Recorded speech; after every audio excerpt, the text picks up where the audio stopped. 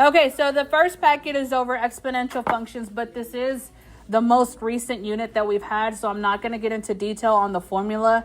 But parts of the formula that you guys are messing up on still is word problems. In word problems, you can have the words like half, double, or triple. When you see these words, those are your factors. You do not use the 1 plus or minus the rate.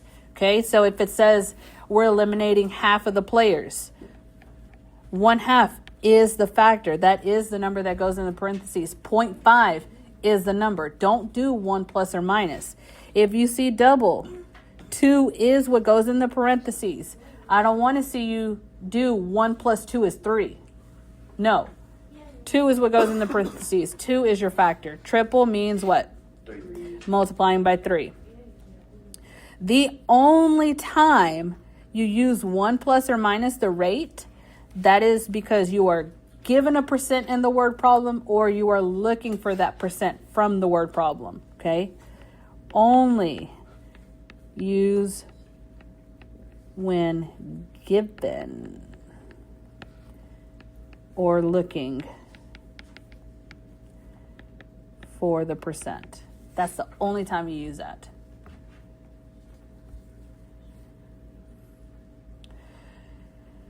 Now, if you still don't know how to change a percent to a decimal or a decimal to percent, you have steps right there. Okay?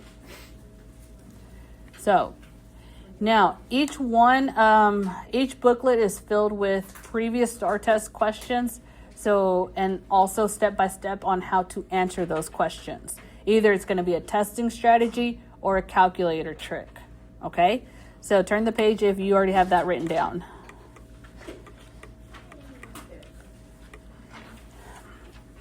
Number 1, this is from a STAR test 2 years ago. Okay? An exponential function has these characteristics. Step number 1 will always be the same for exponentials. Look for the y-intercept. In this question, it literally tells you that the y-intercept is 2. So eliminate answer choices based off of the y-intercept of 2. Which 2 answer choices do not have a y-intercept of 2? A and B. Okay? Now from there, you don't even need the formula or the equation to answer this question because the second sentence says that it is doing what? Increasing, not decreasing. So if it is increasing, the line should be curving up, which tells you that your answer is C and not D. Now let's just say you overlook that increasing word, or that let's just say 2 of them are increasing. 2 of the final answer choices are increasing, so you need the formula. They give you the percent. If you are given the percent, you must use what? Plus or minus. The 1 plus or minus. And in this case, 1 plus because it is increasing. We're adding what? 50% as a decimal is 0.5, giving us 1.5. Now we have the y-intercept. We have the factor. We can create our equation. Y equals what? 2 times 1.5 to the power of x.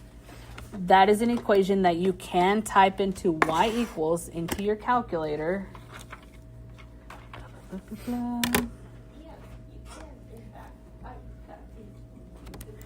So I go to y equals 2 parentheses 1.5 to the power of x, and then I hit graph.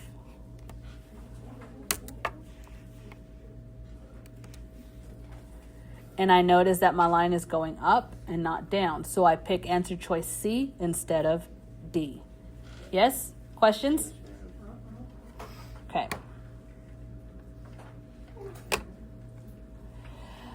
And with these booklets, I also try to cover each question type. So, yeah. The next page is a similar question, except they already give you the equation. Okay? You're still matching the equation to the graph, but the equation is given. So you still start with the same step. Go eliminate based off of the y-intercept. What is the y-intercept of this equation? 5.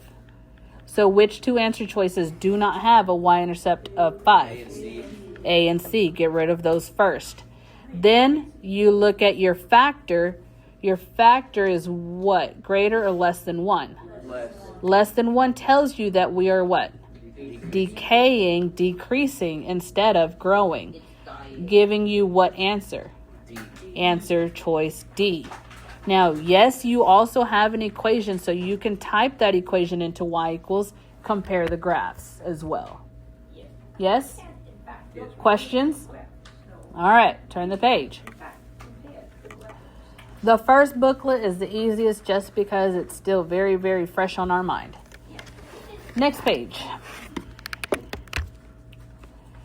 Exponential regression. Every time you are given a table, you look for one of 3 words: linear, quadratic, or exponential. It'll either say it above the table or below the table. In this case, it tells you that this is an exponential function after the table. Which exponential function? So this tells you to use which option? 4, 5, or 0? Option 0. Now, something else that tells you to use option 0 is you look at your answer choices. Each one of the answer choices has the x as the exponent. So that should tell you this is exponential, just in case it doesn't give you the word. Okay? But since it is a table, you put this into stat edit. So we go to stat edit. You type your numbers.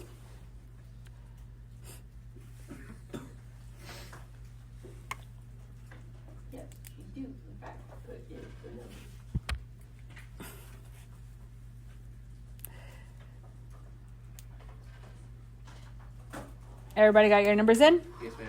Okay. After you type your numbers in, where do we go? Stat, calculate, 0. number 0. And then you go to the store. What do you do in store? Arbitrary.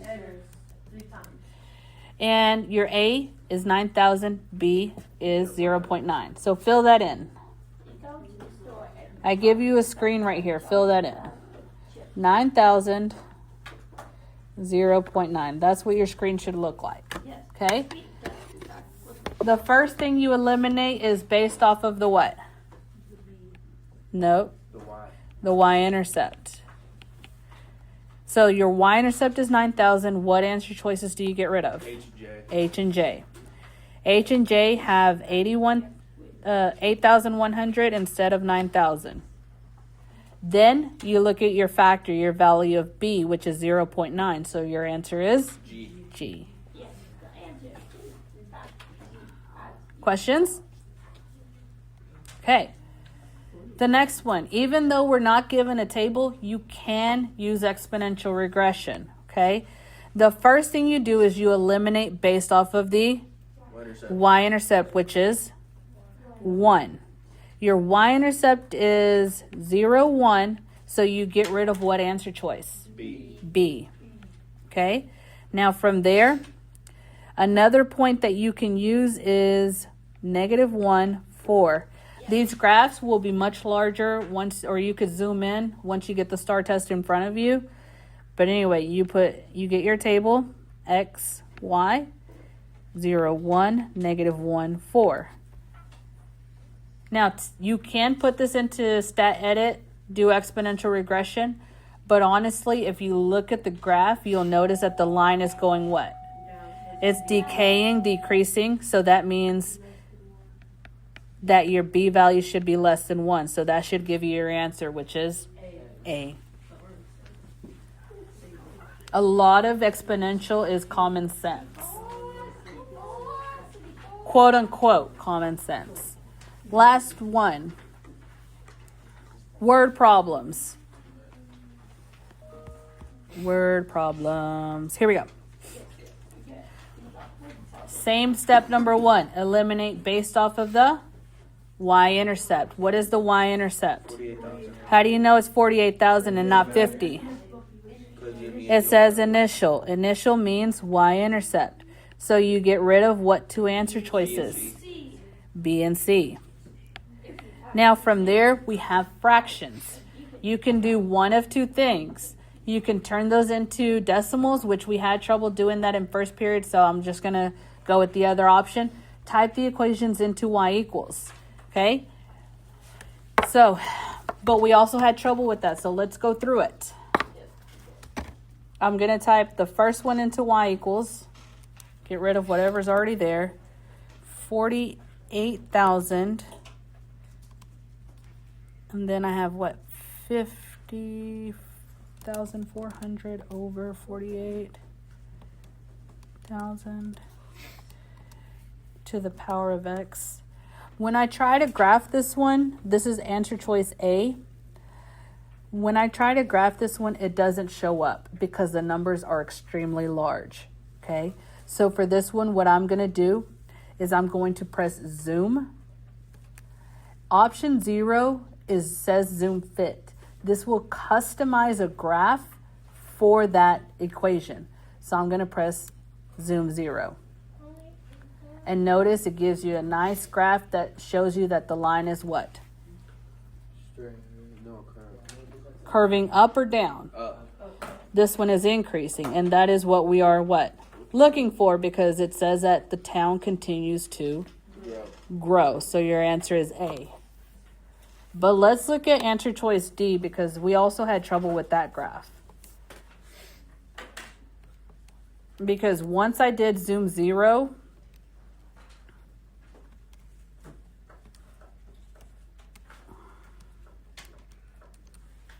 and I hit graph, oops. This is answer choice D. Once I did zoom 0 for that custom graph and then I hit graph, it didn't show up. It looked weird. There it is. Okay. So to reset the graph, you use zoom 6, zoom standard. That's to reset it. Once you reset it, you can see that the line is going down instead of up. Okay? So we can write that in our notes here. This one's going down. So, zoom 0, custom graph. Zoom 6, reset the graph. Okay? That's just to reset the graph. That'll give you your standard 10 by 10 graph.